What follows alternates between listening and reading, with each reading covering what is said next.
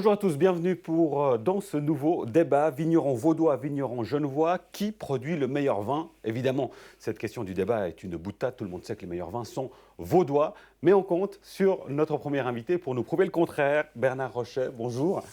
Vous représentez la cave et le domaine des Perrières à Pessy dans le canton de Genève. Le passage de la frontière, m'avez-vous dit, était assez compliqué, mais ça y est, vous y êtes, et le Pays de Vaud est pas mal finalement. Il est magnifique. Et en plus de ça, je veux quand même vous avouer que j'ai aussi une origine vaudoise. Ah, bon, bah tout s'explique alors. On saura tout et on verra quelle implication ça peut avoir sur ces vins du côté de Pessy. Et puis, notre deuxième invité, c'est un habitué. Maintenant, on l'a déjà reçu pour cette même thématique. C'est Jacques Imbert. Bonjour à vous. Bonjour. Vigneron caveur du château d'Huillier. Alors, un premier élément, on voit, on en parlait juste tout à l'heure avec les premières hirondelles qui arrivent, une météo extrêmement clémente, trop clémente pour cette période. Quelle incidence ça a sur votre travail? Alors l'incidence, c'est surtout un peu un souci plutôt de dire, est-ce que cette température, cette météo va continuer dans ce niveau-là. C'est vrai que la vigne pleure, ce qu'on dit c'est qu'on voit déjà des petites gouttes de sève qui arrivent à l'extrémité. Et alors, c'est preuve que la nature fonctionne très bien, mais heureusement qu'on a encore actuellement des nuits fraîches, entre 2 et 3 degrés, pour stopper un tout petit peu, en espérant avoir un mois de mars un petit peu plus frais. Mais la nature... Évidemment, et là c'est secret, ça va de soi. Bernard Rochet, si cette situation perdure, quelle incidence ça a finalement sur ce millésime 2019 qui s'annonce? Alors, sur le millésime 2019, c'est encore un peu tôt pour mesurer l'incidence. Par contre, ça a de l'incidence sur la vie des vignerons, puisque vous savez comment c'est, quand la vigne commence à pousser, à démarrer, elle est très sensible au gel, donc un gel nocturne, et puis votre récolte est anéantie totalement ou partiellement. Ce qui veut dire que pendant de nombreuses nuits, de nombreuses soirées, le vigneron sera inquiet en se demandant est-ce qu'il va faire des valeurs négatives cette nuit ou est-ce que ça va passer. Et ça, en général, on a comme repère final un peu les seins de glace vers le 12 mai, 12-15 mai. Donc on risque d'avoir une période d'inquiétude beaucoup plus longue que d'habitude, depuis peut-être fin mars jusqu'à mi-mai. Tributaire de la nature, l'inquiétude, en fait c'est le propre même du métier. Jacques Imbert, c'est le cas pour tous les métiers liés à l'agriculture. On ne sait pas de quoi sera fait demain, puis on est tributaire de la météo et des conditions. Ça fait partie du quotidien. Comment on le vit? Avec l'expérience que vous avez, dire bon on garde le côté optimiste pour le reste de la saison. Alors bon, c'est clair, ça serait le fond. Étant optimiste de nature, je l'ai toujours eu. Par contre, c'est vrai que depuis le nombre d'années, puis ça fait 40 ans que j'ai repris le domaine familial, on a quand même une évolution de cette météo qui est de plus en plus tôt, où les températures sont de plus en plus élevées. On ne va pas parler de 56, où il a fait passer 20 degrés au mois de février, et là, moins 20 le lendemain, ou, comme disait Bernard, le problème du gel de 56. Mais on voit quand même aujourd'hui une évolution de température plus tôt dans l'année. Et ça, on doit l'admettre. Mais le souci, c'est justement aussi le problème du gel qui est énorme. Enfin, ça peut être énorme. Absolument. Alors ça, c'est les conditions au quotidien. Si on regarde l'évolution du métier, alors 40 ans de métier, pour vous, Jacques Imbert, Bernard Rochet, c'est combien d'années de métier? Calcul vite fait. J'ai fait 46 vendanges. Voilà, alors ça c'est pas mal. Effectivement, ça fait pas mal de kilomètres au compteur. Ça ne rajeunit pas. Hein. Quand vous regardez dans le rétroviseur, vous dites quoi? Les choses ont bien changé, c'est vrai, parce que la mécanisation a pris le dessus, alors que je me souviens les premiers temps, quand j'étais adolescent et puis que j'allais donner un coup de main à la vigne, mon père travaillait encore avec un cheval. Jusqu'en 59, c'était l'année sabbatique du cheval, quoi. Mais donc tout a vraiment beaucoup changé. Et que ce soit à la vigne, avec la mécanisation maximum possible, et puis que ce soit à la cave, avec du matériel à la pointe du progrès, à la pointe de la technique, et qui sont indispensables à l'obtention d'un vin de belle qualité, pour ne pas dire de grande qualité. Absolument, vous êtes d'ailleurs habitué des médailles. Vos vins sont souvent, régulièrement primés. C'est quoi, c'est l'amour du métier qui fait ça? Alors, écoutez, c'est vrai, l'amour du métier est très important, et puis c'est aussi en même temps un travail d'équipe. Donc il faut passer à la vigne, à la cave, il faut mettre en valeur tout cela et le présenter au public. Mais les médailles, c'est dans le but de se rassurer. Si on a des médailles en comparaison d'autres de vins de notre région ou d'ailleurs, ça veut dire quand même qu'on a fait du bon travail, ça nous rassure et on le déguste avec d'autant plus de plaisir. Naturellement, c'est la récompense de ce travail acharné. C'est aussi une histoire de famille, évidemment, c'est le cas dans vos domaines respectifs. Alors Jacques Imbert, vous êtes la 3e génération, Oui. Votre fille va reprendre, elle représente la 4e génération. Ça allait de soi pour elle qu'elle allait reprendre le domaine ou vous avez dû forcer un peu la main? Alors, jamais forcé, parce qu'il n'y a rien de pire que ça, de faire pendant des années un métier qu'on n'aime pas. J'ai la chance d'avoir 3 enfants, et en l'occurrence ma fille, sur le tard, a décidé de me seconder et par la suite va reprendre. Mais non, elle était partie dans un métier complètement différent. Et c'est peut-être on dit que les jeunes à partir de 25 ans s'intéressent plus au vin qu'avant. Et peut-être par ce phénomène-là, la manière de déguster, les femmes sont très sensibles dans la dégustation, même, je dirais, supérieures des fois à nous. Et le fait de s'intéresser de plus en plus à mon métier, où les questions sont venues, et je trouve que c'est enrichissant d'une part. Et avec 3 enfants, dire qu'il y en a peut-être un, quoique le dernier pourrait aussi rejoindre un petit peu le domaine, ça donne aussi une motivation pour soit dans l'investissement, soit dans le renouveau, et surtout la motivation de continuer à collaborer de cette manière-là. Alors bien sûr, Bernard Rochet, vous concernant, ce sera la 8e génération, celle de vos enfants, sur le domaine des Perrières. Il y a tout le poids de la tradition et de la famille. Les générations précédentes ont sué pour faire grandir ce domaine. Ce poids-là, est-ce que les enfants arrivent quand même à s'en détacher? Les vôtres, ils vont reprendre a priori le domaine. Il y a eu un moment de doute aussi de leur côté? Alors effectivement, rien n'est facile. Puis quand nos enfants nous voient travailler, comme dans bien d'autres métiers, donc d'autres PME et d'autres métiers artisanaux, quand on travaille, je ne vais pas dire nuit et jour, mais quand on travaille énormément pour que notre vignoble, notre domaine ou notre entreprise fonctionne, ça ne les encourage pas forcément. Mais il a fallu quand même, chez nous, ce qui s'est passé, c'est que mes enfants ont roulé leur bosse un petit peu ailleurs. Et puis, à l'étranger notamment? Alors à l'étranger entre autres, et puis ils ont pu se rendre compte que c'était pas si mal à la maison et qu'on a aussi du plaisir à revenir sur les bases. Et j'aime leur rappeler que le domaine qu'ils cultivent aujourd'hui, avec moi, mais de moins en moins, pardon, c'est un prêt. Ils reçoivent un domaine en prêt et il s'agit pour eux de le faire fructifier, de le développer, l'adapter à un environnement qui change sans cesse, mais surtout de le transmettre. Ce n'est pas un don, allez-y comme ça. Non, non, c'est un prêt. Et une transmission, effectivement, pour les générations futures, on l'aura bien compris. Dans les perspectives, justement, vous nous dites qu'il faut s'adapter à ce monde qui change. Alors, a priori, vous ne serez pas confronté au quotidien du métier d'ici 20 ans. Vos enfants le seront. Jacques Imbert, quels sont les plus grands défis qui attendent les secteurs, vos secteurs d'activité? Alors c'est vrai que si on fait juste une petite marche en arrière, la consommation a pratiquement diminué de moitié, faut pas, depuis une trentaine d'années.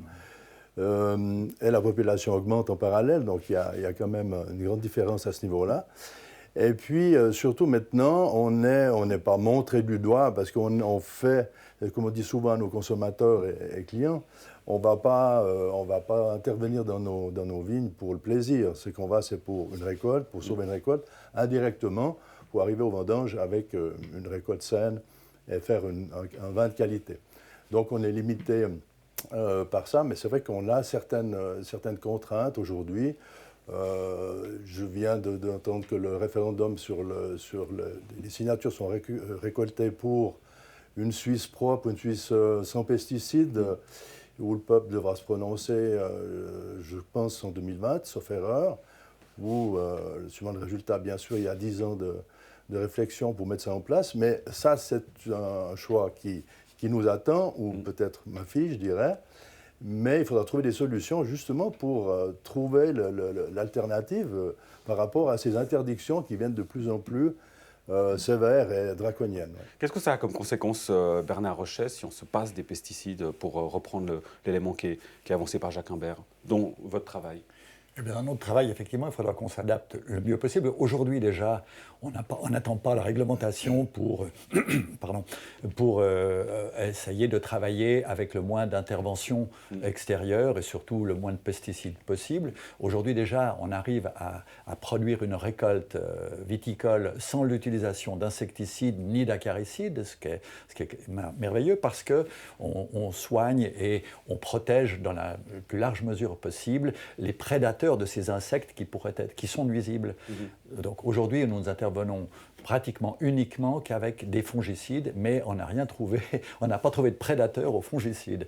Par contre, on essaye aussi, en cultivant de façon différente, en conduisant nos vignes de façon un peu différente, d'avoir un peu plus d'aération dans le feuillage, avoir une pression maladie un peu moins importante. Mais encore une fois, on est très, très tributaire du temps qu'il fait et qu'il va faire. Naturellement. On y revient. Vous évoquiez la baisse de la consommation, Jacques Imbert, des vins en Suisse. Effectivement, alors si on prend les chiffres de 1990 à 2016, c'est 2 tiers de vins consommés en Suisse.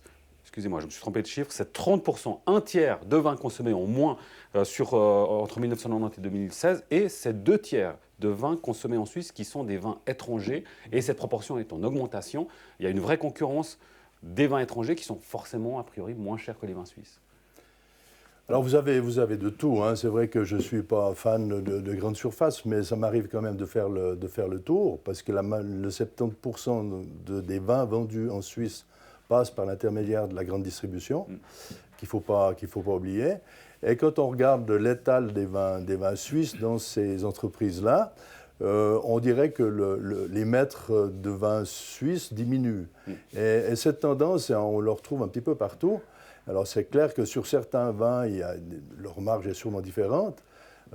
Par contre, les vins qui sont commercialisés n'ont pas les mêmes charges de production que nos vins. Donc à un moment donné, chacun doit gagner aussi sa vie.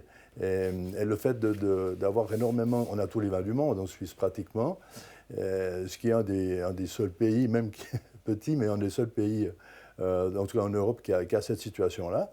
Et quand on sait qu'on ne produit que 33 ou 34% de la consommation de vin en Suisse et qu'on a de la peine à les vendre, il y a toute peut-être un marketing aussi à mettre tout en place, il y a quelque chose.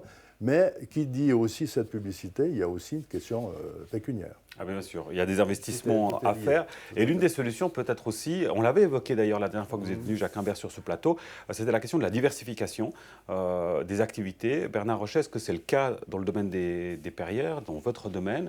Est-ce qu'il y a une diversification alors je sais que Jacques Imbert organise des événements dans son lieu, je pense que c'est aussi le cas chez vous, mais est-ce que ça va jusqu'à une diversification des cultures sur place? Alors, une diversification des cultures, dans une certaine mesure, mais il ne faut pas oublier que tout est une question de rentabilité. Hein. On ne peut pas faire n'importe quoi, n'importe comment. Bon, chez nous, nous avions aussi une partie de nos terrains qui étaient en arboriculture fruitière. Aujourd'hui, on a rétréci tout cela à une peau de chagrin. C'est 1,5 hectare d'arbres fruitiers. On vend les fruits au bord de la route pendant la période de récolte. Donc, c'est anecdotique. Voilà, c'est très anecdotique. Mais dans l'ensemble, en parlant de viticulture, effectivement, on essaye d'attirer le consommateur sur notre domaine en faisant un parcours didactique, en faisant des manifestations à différents moments de l'année, en faisant des soirées, etc. Mais tout ça, ça concerne principalement, c'est pas exclusivement, la clientèle proche. Or, on sait bien que la Suisse est peuplée surtout outre-Sarine, donc la Suisse alémanique, c'est la plus grande partie de notre population. Et si on veut mieux vendre vendre davantage nos vins, c'est là-bas qu'il faut aller. Et puis essayer de convaincre tous ces braves alémaniques que le vin italien, le vin autrichien, le vin espagnol sont des très bons vins, mais que le vin suisse est composé d'excellents produits. D'excellents produits, avec aussi un autre élément dans les tendances que l'on voit aujourd'hui, toujours cette importance de manger local. Est-ce que ça, c'est quelque chose que vous constatez par rapport à votre clientèle, Jacques Imbert, que les gens sont de plus en plus attentifs à rencontrer le producteur, à vous rencontrer, à venir voir comment ça se passe chez vous? Alors oui, c'est vrai que le contact direct avec le producteur, ou presque au milieu des vignes, donne ce côté intéressant, donne le dialogue avec ces gens-là. Par contre, il y a un autre aspect, alors c'est peut-être une éducation du consommateur, c'est qu'aujourd'hui, tout a changé. Le consommateur, il achète une bouteille de blanc ce matin parce qu'il mange la fondue ce soir.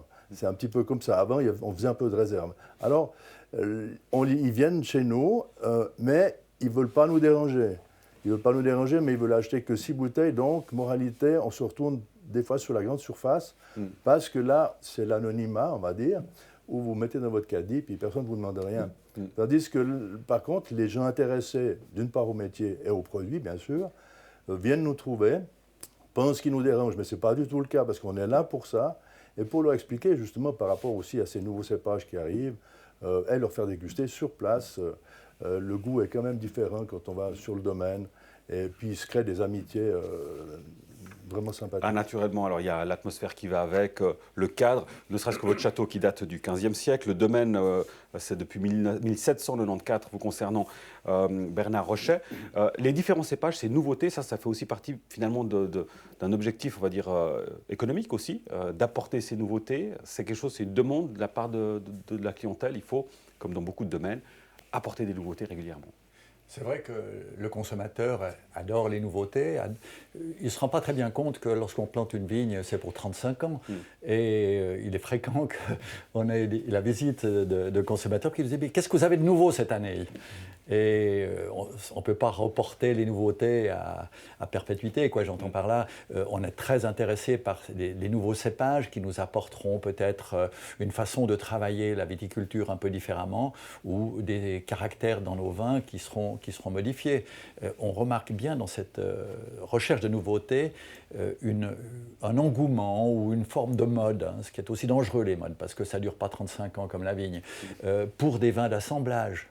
Mais un vin d'assemblage, vous faites un excellent vin blanc d'assemblage ou un excellent vin rouge d'assemblage, qu'est-ce que ça veut dire? C'est simplement, on aura mis ensemble différents cépages. Certains cépages apporteront un peu de structure, d'autres apporteront du volume en bouche, d'autres apporteront des arômes. Mais un vin d'assemblage n'est pas comparable à un autre vin d'assemblage. Donc le client se perd un peu, le consommateur se perd un peu dans la jungle des vins d'assemblage. Il y a trop de choix, finalement. Alors pour finir, il n'y a pas de repère. Si vous dites, je bois un Côte-du-Rhône, par exemple, on sait quels sont les cépages de base qui composent le Côte-du-Rhône, et c'est toujours à peu près les mêmes cépages, selon les proportions qui peuvent varier un peu. Mais chez nous, un vin d'assemblage, c'est tout ou rien du tout, quoi.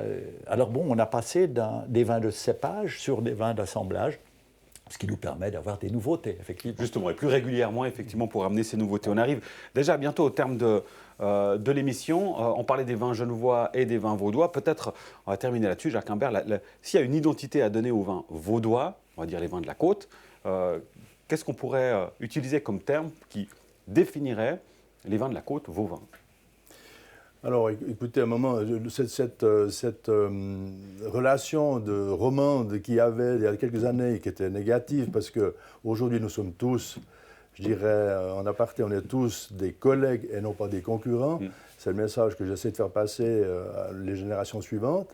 Et sur Genève, il y a des cépages différents qu'on a sur Vaud. Alors nous, c'est clair que le bon vaudois vigneron dira que le cépage unique, le meilleur cépage qui existe, c'est le Chasselas, puisque par ADN, on a défini que l'origine du Chasselas était sur la côte vaudoise. Alors c'est un peu notre cheval de bataille et qui est un apéritif qui passe très très bien encore aujourd'hui, où les gens, malgré tous les nouveaux vins, les nouveaux cépages, s'intéressent quand même à ce vin d'apéritif. Chasselas, le roi des vins vaudois, c'est un peu ça finalement. Ouais. Du côté de Genève, Bernard Rochet, l'identité des vins genevois. L'identité est beaucoup plus difficile à définir. C'est vrai qu'on a aussi du Chasselas, mais on a de nombreux autres cépages. On a un cépage qui est assez original pour la Suisse, puisqu'on le retrouve dans assez peu d'endroits, mais qui a tout son succès à Genève, c'est par exemple l'aligoté. L'aligoté qui a une origine bourguignonne. Et puis aussi, dans les rouges, bien maintenant, c'est le Gamaret. La grande star, effectivement. Alors, oui, c'est un très beau cépage qui nous donne des caractères différents du gamay, qui est plus traditionnel, mais alors qu'on joue sur un fruit, alors qu'un gamaret, c'est un vin de structure. Merci beaucoup, messieurs. Bernard Rochet, du domaine La Cave et domaine Les Perrières à Pessy, patriarche. Je m'arrête juste là-dessus, Bernard Rochet. Vous vous présentez comme le patriarche de votre domaine. Ça veut dire que vous êtes très macho? Non, ça veut dire que j'ai vieilli. C'est très désagréable. Et le passage de relais, on l'aura bien compris, ne saurait tarder finalement. Ah, il est déjà passé en large partie. Mais c'est quand même vous qui, quand il s'agit de venir chez vous, c'est vous qui accueillez les visiteurs? Pas toujours, non. Ouais. Et je me qualifie plutôt comme chef d'orchestre.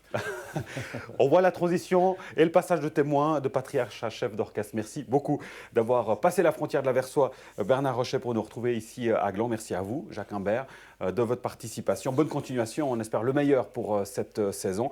Quant à nous, on se retrouve la semaine prochaine. notez déjà le débat, ce sera le débat sur la hausse d'impôts à Nyon, jeudi prochain sur ce même plateau. Bonne suite de programme, à la semaine prochaine.